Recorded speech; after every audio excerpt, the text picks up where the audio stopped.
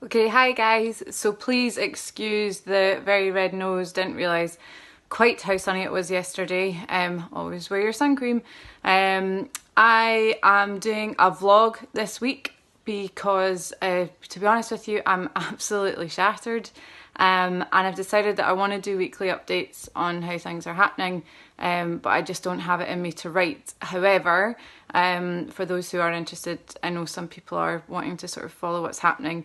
So just a few updates. So first of all, we now know I won't be getting my next round of tests until end of June, which means we won't actually have any further answers until the middle of July.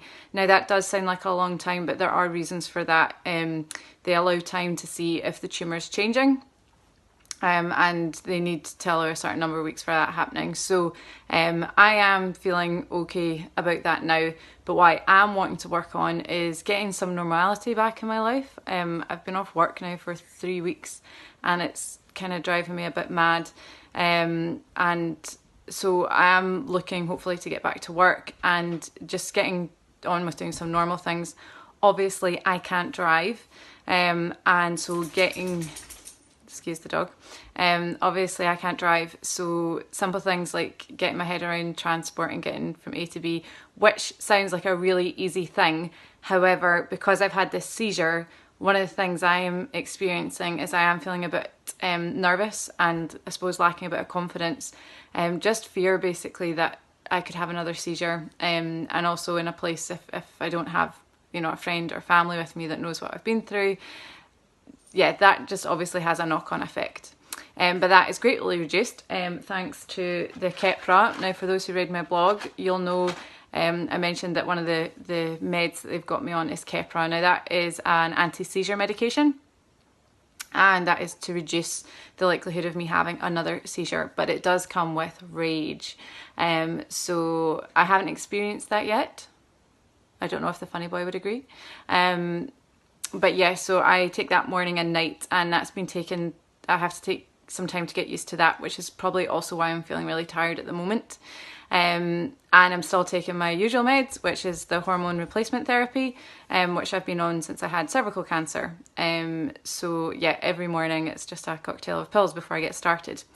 Anyway, one of the things I was going to talk about, when I had cervical cancer the first time, I made a scrapbook, which basically I'm going to show to you. So I'll talk you through that.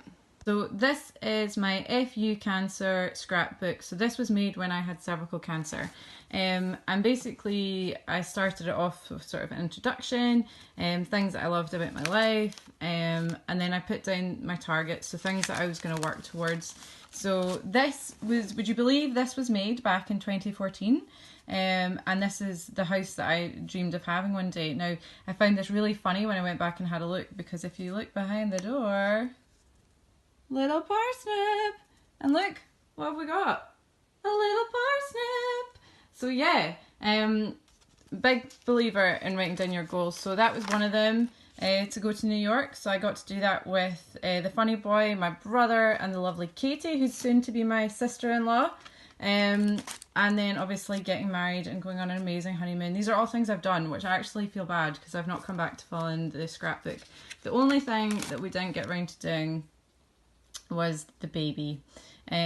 So who knows what's happening there. However, this scrapbook was amazing because I put bits and pieces in it, some quotes, some inspirational stuff, and then my lovely friends and family filled it with some photos and their own words and just bits and pieces. And it was really powerful because then on the days when I was feeling a bit low, I could come back, look at that, Anna, I could come back and have a read through it, and it just made me feel great. Basically on those days it was a really good lift.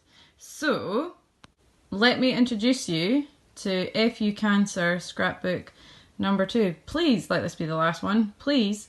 This is basically, I've literally just started it, and again I'm going to be putting bits and pieces in it. So starting off with my goals, things that I want to work towards. So obviously travel's in there, maybe get a friend for parsnip, and I'm also wanting to do some work on a Guinness World Record for the amazing Maggies. But yeah, so I've literally just started this week, and I'm going to be asking friends and family to do the same again and send their messages, pictures, anything they think will cheer me up on the days when it's going to be tough.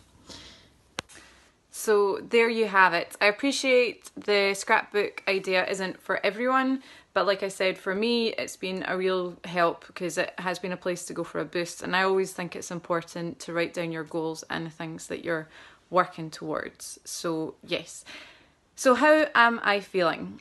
In my last blog, I said that this news, this tumour in my brain, it hadn't hit me yet, but it definitely did this week. So Monday and Sunday as well, probably, I had that way overdue meltdown. It was ugly, it was snotty, there were tears, and I was really lucky because I obviously had Bugger Nuts, Iceberg and the Funny Boy there, and they were amazing. They let me be mad, they let me be sad, they handed me a tissue which I needed for my very, very snotty face. And yeah, I was pissed off, which is completely normal. And actually, I feel so much better now for having that. It's almost like, you know, when you're in a hot country and you've got this really warm, close, like, weather, which is just lovely, but almost like too hot, it's unbearable. And then you get that big downpour, that big rain shower, and then everything feels so much better. That's exactly how it feels.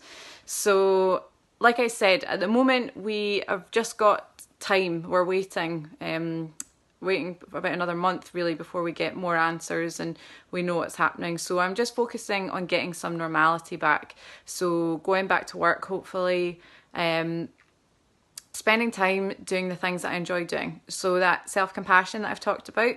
So spending time with the people that I love, doing the things that I enjoy doing, eating the foods that I like, you know, just all those type of little things just to sort of keep me happy, and just keeping myself going over the next few weeks.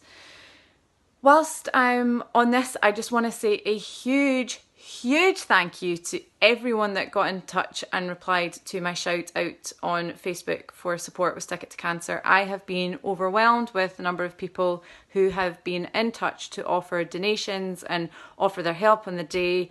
You guys are absolutely amazing, and knowing that Stick It to Cancer is going to be a success this year, and it will be a success, is honestly, it's just helping me keep going. So thank you so much.